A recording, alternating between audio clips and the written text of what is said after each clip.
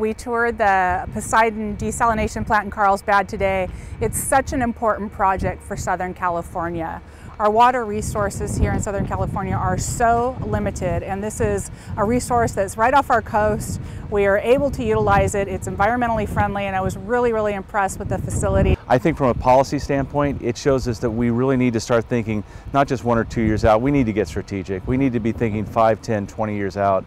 You know, if we don't have 20 or 30 of these up and down the coast in the next decade, basically it's our own fault. You know, we've got the ability to diversify our water supply usage needs.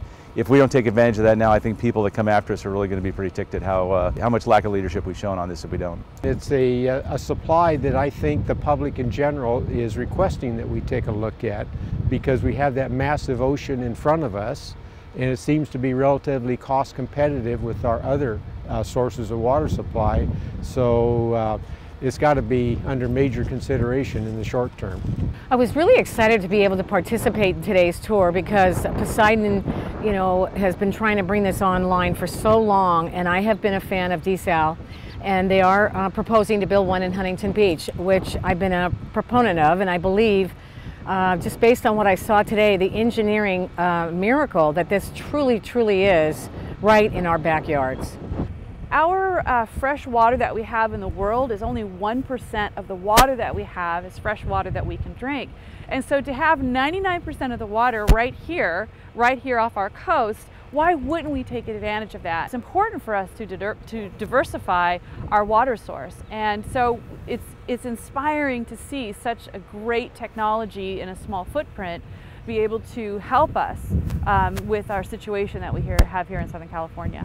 We have a huge amount of water in the Pacific Ocean, and for us as Southern Californians not to use it and really diversify where we're getting our water from would be a huge injustice. So seeing a plant like this, and hopefully getting a plant like this in places like Huntington Beach and other places along the coast, is really encouraging.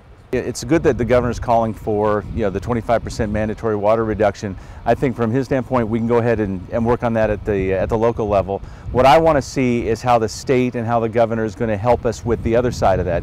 If they want us to reduce our water usage, what are they going to move out of the way in terms of environmental restrictions and other burdens that they put on these plants? What are they going to do to make it easier to generate a bit more power? It took almost 12 years to bring this plant online. If we keep doing that up and down the state, 12 years for each opportunity, we're never going to get out of this. So I want to see the governor and his administration kind of reciprocate, not just asking for the 25% reduction, but maybe make it 25% easier to bring things like this online.